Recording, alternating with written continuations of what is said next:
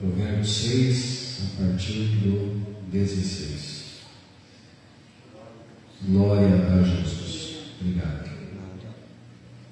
Todos acharam? As 6 coisas que o Senhor odeia, 7 coisas que Ele detesta: olhos altivos, língua mentirosa, mãos que derramam sangue inocente, coração que traça planos perversos, pés que se apressam para fazer o mal, a testemunha falsa que espalha mentiras e aquele que provoca discórdia ou contendas entre irmãos. Agora vá comigo até Lucas.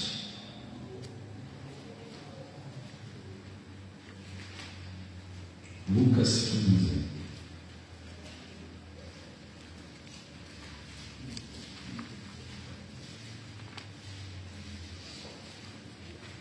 Lucas capítulo 15. A parábola do filho perdido.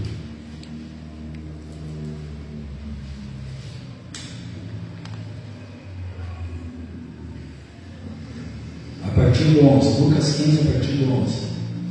Jesus continuou: um homem tinha 2 filhos. O mais novo disse ao seu pai: Pai, quero a minha parte da herança. Assim ele repartiu a sua propriedade entre eles. Não muito tempo depois, o filho mais novo reuniu tudo que tinha e foi para uma região estranha. E lá desperdiçou seus bens, vivendo dissolutamente. Depois de ter gasto tudo, houve uma grande fome em toda aquela região e ele começou a passar necessidade. Por isso foi empregar-se com um dos cidadãos daquela região, que o mandou para o seu campo a fim de cuidar de porcos. Ele desejava encher o estômago com as vagens de alfarrobeira que os porcos comiam, mas ninguém lhe dava nada. Caindo em si, ele disse: quantos empregados de meu pai têm comida de sobra, abundância de pão, e eu aqui morrendo de fome? Levantar-me-ei e irei ter com meu pai, e dir-lhe-ei: Pai, pequei contra o céu e contra ti, não sou mais digno de ser chamado teu filho, trata-me como um dos teus empregados. A seguir levantou-se e foi para o seu pai. Estando ainda longe, o seu pai o viu e, cheio de compaixão, correu para o seu filho e o abraçou e beijou. O filho lhe disse: Pai, pequei contra o céu e contra ti, não sou mais digno de ser chamado teu filho. Mas o pai disse aos seus servos: depressa, tragam a melhor roupa e vistam nele, coloquem um anel em seu dedo e calçados em seus pés. Tragam um novilho gordo e matem-no. Vamos fazer uma festa e alegrar-nos. Pois eis que meu filho estava morto e voltou à vida, estava perdido e foi achado. Amém? Queridos, voltando aqui no texto de Provérbios, eu já chego na história do filho pródigo ou do filho perdido. 7 coisas que Deus detesta. Mais especificamente, 6 coisas que Deus odeia e a 7ª Ele abomina. 6 coisas que Deus detesta e a 7ª Ele abomina. A última é a mais grave de todas. Aquele que promove discórdia, faz intriga, que promove contendas entre irmãos. Aqueles que usam sua língua para o mal, para promover discórdia, conflito, contenda. É o que o texto está dizendo a nós. É abominável aos olhos de Deus. Mas essa lista de 7 coisas que o nosso Senhor odeia ou detesta, ela gira em torno do interior do coração. E o coração, ou ele pode ser um grande amigo, ou pode ser também um grande inimigo nosso, devido às suas complexidades. Só relembrando que todos nós temos uma luta diária, contra potentíssimos inimigos. Isso é uma assolação e um tormento que será até o final. Por exemplo, o diabo é o nosso arqui-inimigo, e ele está bramando como um leão ao nosso derredor, buscando a quem possa tragar. E ele luta com todas as suas forças, astúcia, sagacidade, inteligência, para fazer o mal. E quantos ele já conseguiu angariar para o inferno? E quantos ele está de maneira ardilosa influenciando para o mal? E pessoas, muitas vezes, sem perceber a ação maligna, estão se enveredando por um caminho sem volta. É porque o diabo, ele é o tentador. E ele tentou Adão e Eva lá no paraíso, ou no jardim, melhor dizendo. E também tentou Jesus. Interessante que ele tentou Jesus numa terra inóspita, num deserto, e também lá no sítio do templo, em Jerusalém. E Jesus, ele tinha que saber Deuteronômio para vencer o diabo. Naquela época que Adão e Eva foram tentados, no jardim eles ainda não tinham Deuteronômio, mas eles tinham uma instrução, eles tinham a palavra de Deus. Deus falou a eles assim: ó, daquele fruto lá vocês não podem comer. Ou seja, eles tinham uma direção. Mas o diabo, ele não deixa de tentar. E todos nós, amados, somos tentados naquilo que a Bíblia diz que nós somos tentados. 1 João 2, 15 e 16 trata exatamente disso. Onde nós somos tentados? Concupiscência da carne, concupiscência dos olhos e soberba da vida. Somos tentados todos nós nessas três áreas. Mas um dos inimigos do homem também é o pecado, que é um inimigo interno que reside dentro de nós. Nós temos uma luta ferrenha contra o mundo e aquilo que há no mundo. E o apóstolo João, ele falou assim: não ameis o mundo, porque se eu amo o mundo, eu estou me tornando inimigo de Deus. Se eu sou amigo do mundo, eu sou inimigo de Deus, assim diz a palavra. Paulo falou assim: não vos conformeis com este mundo, mas transformai-vos pela renovação do vosso entendimento, para que vocês possam receber a recompensa e provar a boa, perfeita e agradável vontade de Deus. Então o mundo também é inimigo, mas o coração é complexo. O profeta Jeremias, no capítulo 17, versículos 9 e 10, ele falou assim que enganoso é o coração e perverso, mais do que todas as coisas, quem o conhecerá? Eu, o Senhor, esquadrinho a mente e provo o coração, para dar a cada um segundo os seus caminhos e segundo o fruto das suas ações. É o que está escrito lá do profeta Jeremias.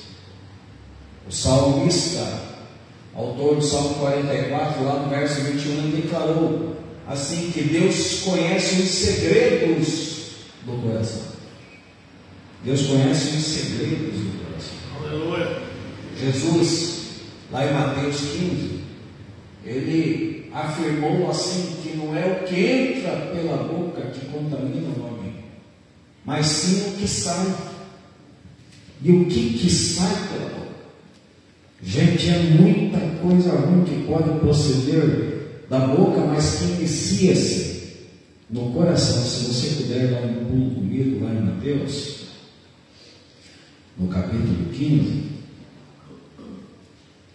bem rapidinho.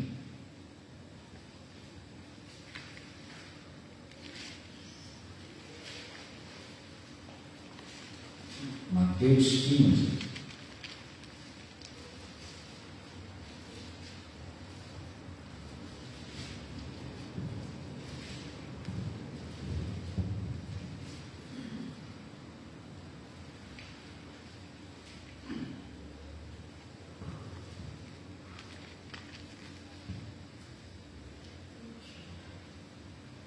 Versículo 16. Será que vocês ainda não conseguem entender? Perguntou Jesus. Não percebem que o que entra pela boca vai para o estômago e mais tarde é expelido? Mas as coisas que saem da boca vêm do coração, e são essas que tornam o homem impuro. Pois do coração saem os maus pensamentos, os homicídios, os adultérios, as imoralidades sexuais, os roubos, os falsos testemunhos e as calúnias. Essas coisas tornam o homem puro, mas o que comer sem lavar as mãos não o torna impuro. Gente, na verdade, diante dessas questões do coração, quando o coração é o inimigo do homem, quando o homem se deixa seduzir pelo seu lado perverso, que é o lado caminho, porque todos nós temos um lado bom e um lado mau, essa luta incessante entre a carne e o espírito. Isso é uma realidade de todos nós. Paulo falou lá em Romanos 7, o bem que eu quero fazer, esse eu não faço, mas o mal que eu não quero fazer, esse eu faço. E olha, queridos, infelizmente nós somos tendenciosos a fazer muito mais o mal do que propriamente o bem, porque nós temos muita maior facilidade de fazer o mal do que propriamente fazer o bem. A Bíblia recomenda o tempo todo para nós fazermos o bem, mas é muito dificultoso nós termos essa inclinação, ou termos uma motivação assim. Quem já amanhece pensando, e como que eu vou fazer o bem a alguém hoje? Quem amanhece com esse sentimento, com esse algo, com essa motivação? Para quem que eu vou fazer o bem hoje? Como que eu vou contribuir? Como que eu vou ajudar? Para quem que eu vou enviar uma palavra? Para quem que eu vou ligar perguntando se está tudo bem? Quem tem essa motivação? Para quem que eu vou ajudar financeiramente? Com quem que eu vou repartir se eu tenho aí 2 pacotes de arroz? Para quem que eu vou dar um? Quando perguntaram para o João Batista, o que nós haveremos de fazer? Quem tem 2 túnicas, reparta com quem não tem. Foi mais ou menos assim o teor da mensagem do João Batista. Produzir, pois, frutos dignos de arrependimento. Essa foi a pregação de João Batista. Mas eu estava pensando sobre esta palavra aqui do Provérbios 6, que é muito forte. As coisas que Deus odeia e a 7ª que Ele abomina. E eu fiquei pensando, meu Deus, o que será que acontece comigo no que diz respeito a isso tudo aqui? Será que eu estou muito bem em todas as áreas? E não estou pecando em nenhuma dessas áreas? Será que eu não estou me deixando levar pelo orgulho? Os meus olhos não são altivos? Será que a minha língua sempre é verdadeira? Nunca é mentirosa? Será que eu estou lutando com unhas e dentes para não derramar sangue inocente de forma alguma? Será que o meu coração não anda planejando perversidade? Será que os meus pés o tempo todo estão sendo guardados de maneira que eu não me enverede para o caminho mau? Será que a minha boca não tem testemunha falsa contra absolutamente ninguém? Será que eu não estou promovendo discórdia entre co-iguais a mim? Será que está tudo bem comigo? Se talvez eu me orgulhar e disser, estou livre de tudo isso, já estou pegando e não estou sendo livre, porque se talvez eu não esteja inserido e não esteja pecando em nenhuma área dessa aqui, é possível que eu esteja pecando em outras áreas que Deus odeia, porque prática de iniquidade é muito fácil, é muito trivial. E assim, queridos, eu estava pensando exatamente no filho pródigo, porque nós estamos numa campanha com o seguinte tema: levanta-te, levanta-te, apruma-te. Ou seja, não se conforme com aquilo que está ruim, errado, mal, que não está trazendo benefício nenhum. Ou seja, tem uma motivação, tem um foco, tem um algo para que as coisas se aprumem na tua vida e você faça o maior esforço para que realmente saia, talvez, de um atoleiro, saia de um abismo, saia de um charco de lodo, saia de um quarto escuro. Quartos escuros acontecem. Nem todo dia é dia de sol. Os dias nublados são uma realidade na vida do homem. As perdas fazem parte, as aflições, as tribulações, os dramas, as dificuldades, os apertos. E queridos, é só a graça de Deus muitas vezes. Mas todo esforço da nossa parte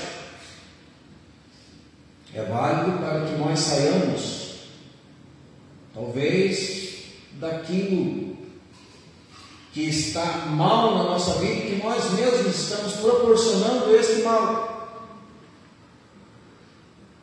Porque a vida é uma semeadura e nós escolheremos sempre conforme. Olhando para a vida desse menino aqui, que pediu parte da herança, é óbvio que ele não estava com boas motivações. E ele pecou em pelo menos duas coisas que estão inseridas aqui nesse texto de Provérbios. Talvez, e mais alguma, talvez fosse um menino mentiroso, não sabemos.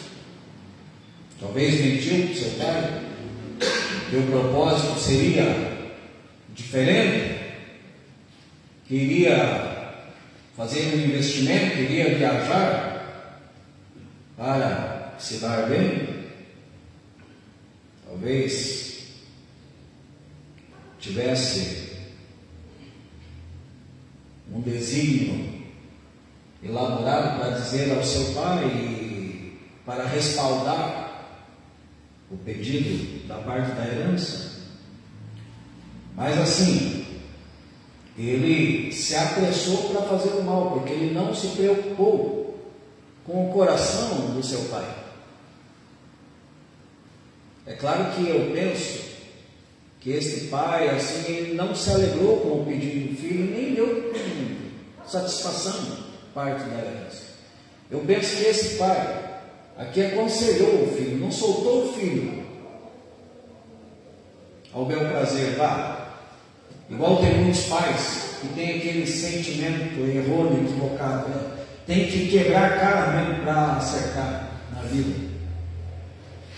Solta, vai, se vire. Tem que dar cabeçada. Tem que cair para aprender a levantar. Pai que pensa assim é pai sádico, no mínimo.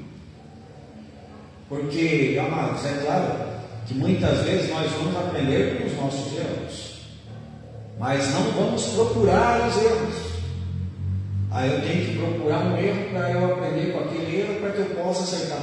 Eu tenho que cair para que eu sinta como que é se levantar. Ninguém, absolutamente ninguém quer isso, ninguém vai aprender nesse sentido, desde que procure isso. Só que, amados, devido às dificuldades da vida, todo mundo está sujeito a errar, a pecar, a transgredir, a falhar. Óbvio. Só que quando a coisa é planejada, daí é pior. Aí o peso é pior. Aí a dificuldade aumenta, intensifica, torna-se superlativa. E esse menino aqui, ele planejou. Ele colocou os seus pés e se apressou para fazer o mal. Porque quando ele saiu, gente, ele não quis mais nada, ele só queria festa. Só queria aproveitar, só queria se inclinar à carne. E a vida dele passou a ser de noitada em noitada, com as prostitutas, e sendo explorado pelos pseudo-amigos. Ficou ruim. E a Bíblia diz que um abismo chama outro abismo. Desde que não se tenha temor e nem se honre princípios, as coisas tendem a ir sempre de mal a pior. Porque, queridos, quando se abre legalidades para o inimigo agir, se não houver uma atitude que não dê mais vazão ao inimigo, sempre a tendência é o barco ficar sempre à deriva e sujeito a afundar. É por isso que é necessário, extremamente necessário, haver um posicionamento, uma atitude. Um abismo chama outro abismo. Ele começou a viver lá de maneira dissoluta. O seu coração traçou um plano perverso. Dali um pouco, chegou numa situação lastimável, inevitável. Quando você está fazendo tudo errado, vai chegar um momento que vai virar uma lástima. Porque quando você está fazendo as coisas certas, mas aí tem as dificuldades, tem os tropeços, tem as dores, tem os embaraços, você tem a plena consciência que pelo menos você está lutando para fazer a coisa certa. Mas quando você sabe que você está fazendo errado e continua naquilo, a tendência é chegar numa situação lastimável. E ele chegou ali, queridos, diante de um lugar de humilhação, onde ele queria comer o que os porcos comiam, e nem isso lhe era dado. E o pior é que nem alfarroba ele poderia comer.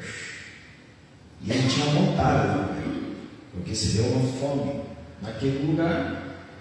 Ele estava morrendo de fome, saciado na carne, mas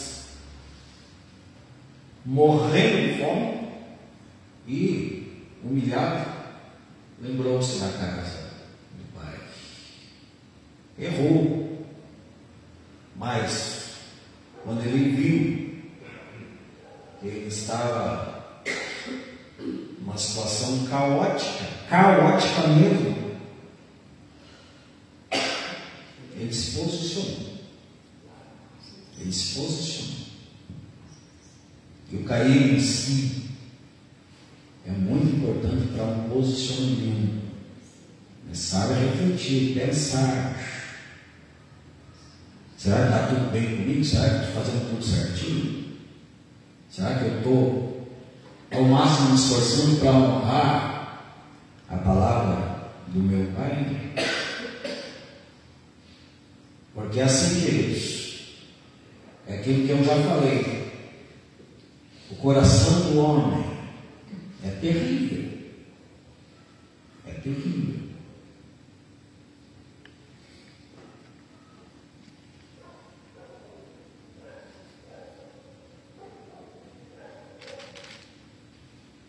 Assim, irmãos, eu estava pensando seriamente hoje sobre isso. E volte comigo os teus olhos no texto de Provérbios 6. Eu já estou partindo para o final.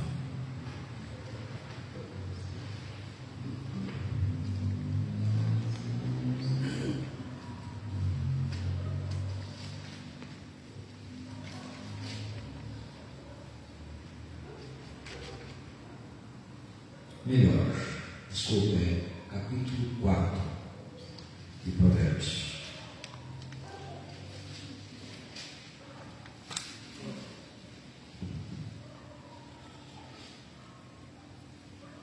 Capítulo 4 de Provérbios.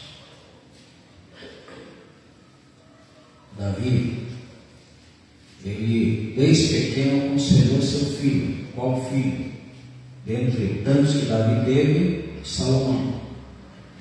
Quem começou a escrever no Provérbios foi Salomão, certo? Um dos conselhos primordiais de Davi a Salomão, que Salomão registrou, está aqui no versículo 23 de Provérbios 4. Sobretudo,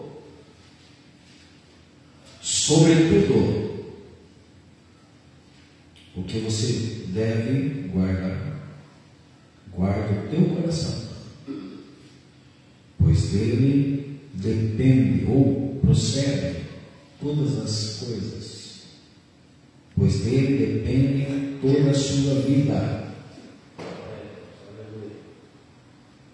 Gente, mas antes do versículo 23, o sábio ele trata acerca do ouvido e dos olhos. Ele chega no coração, mas depois ele vai para a boca e para os pés. Prestem atenção. Antes de chegar no coração, ouvido e olhos.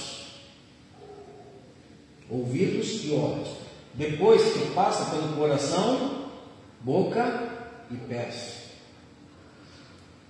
Veja que interessante. Versículo 20. Ele trata aqui dos ouvidos. Meu filho, escute o que eu digo. Será que aquele pai não chegou para o filho,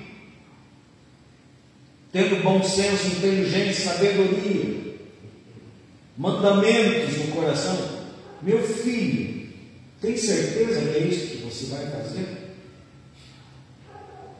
Tem certeza que vai ser bom para você? Você ter a parte da herança agora? Onde você vai investir? Meu filho, escute o que eu digo. Qual é o pai que ama o seu filho e que evita as boas palavras, a boa direção, os bons conselhos? Qual é o pai que não direciona o filho de maneira correta? Qual é o pai que, tendo a palavra de Deus no coração, não se importa em dar uma direção boa para o filho? Meu filho, escute o que eu lhe digo. Preste atenção às minhas palavras. Olhos, nunca perca de vista. Nunca perca de vista. Porque assim, onde nós somos tentados, até chegar no coração, começa nos ouvidos e nos olhos.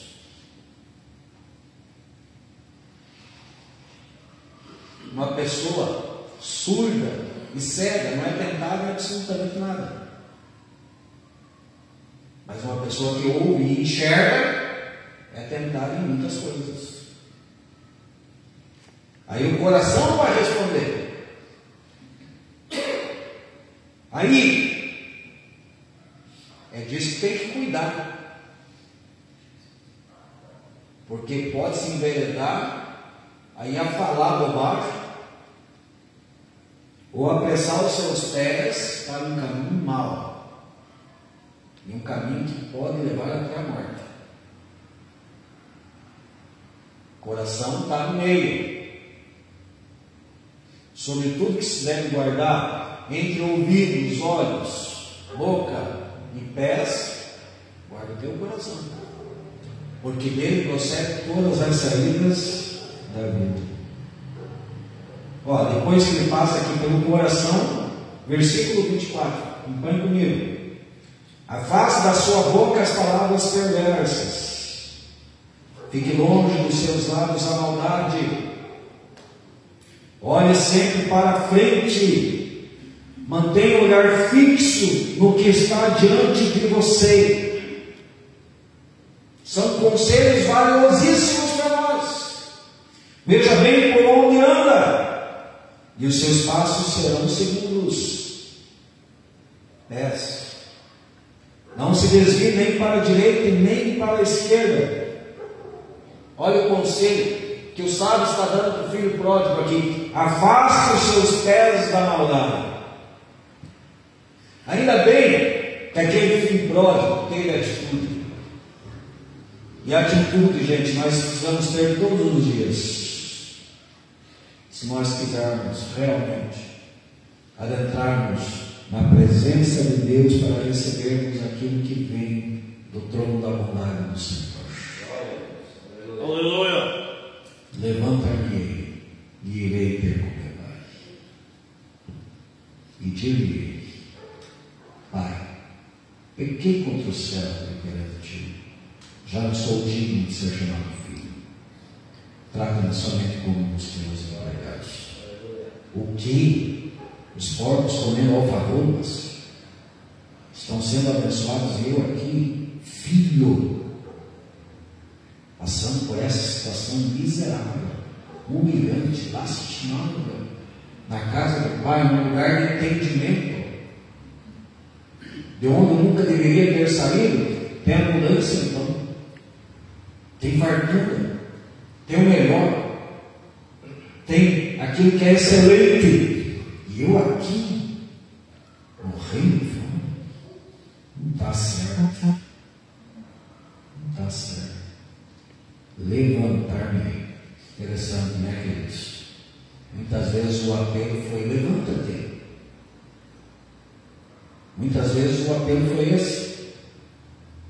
E é tão bom quando nós nos encontramos com pessoas com boas motivações, que nos dão uma palavra como essa: levanta-te, esforça-te, vai dar tudo certo. Quem crê que vai dar tudo certo?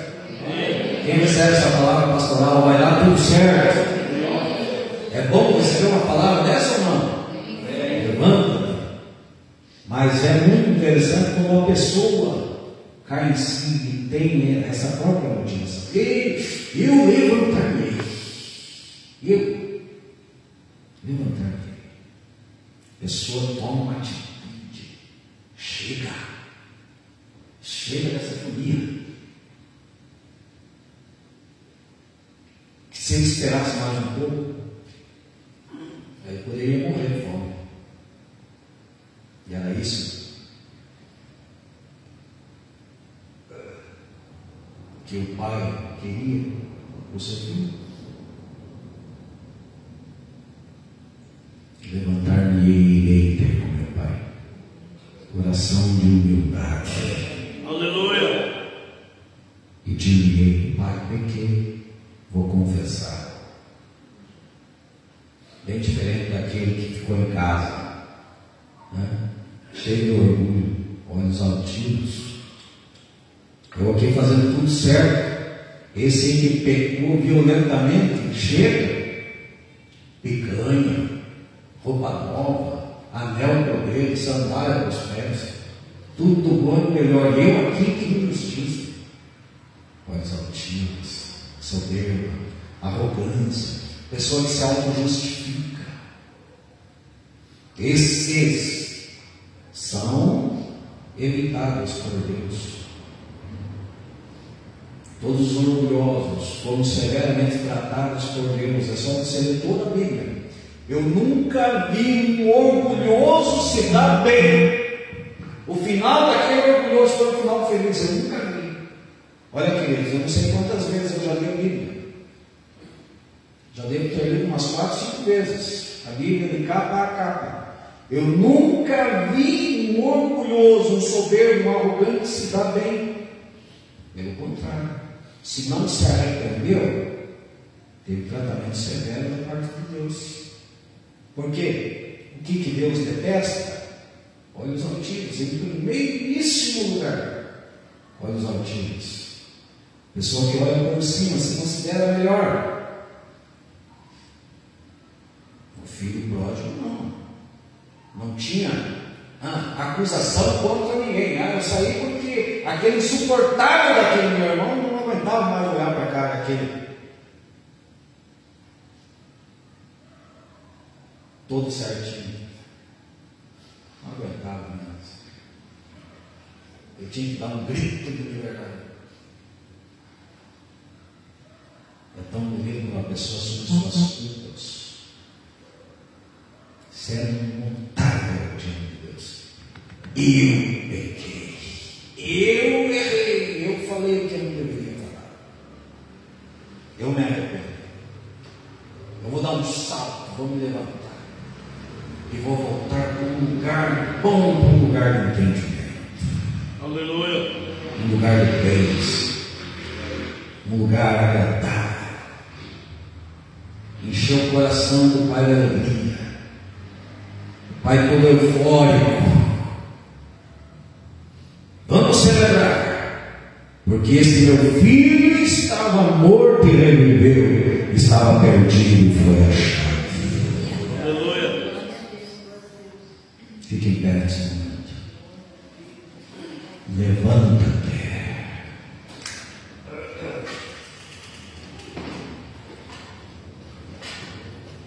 Apruma-te.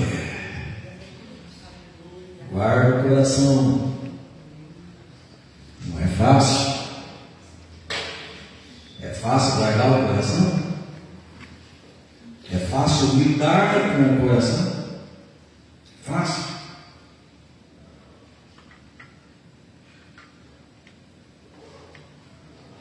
Quem está sendo abençoado por essa palavra? Aleluia. Deus está falando nesse lugar. Quem está recebendo essa palavra pelos ouvidos? Quem está me vendo aqui? Quem está me vendo?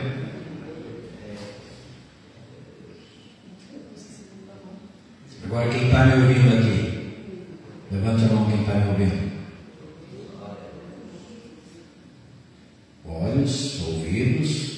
Agora guarda, esconda essa palavra no teu coração. Esconda essa palavra no teu coração.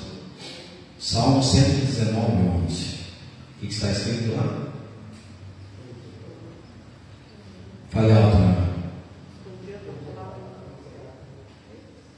Isso.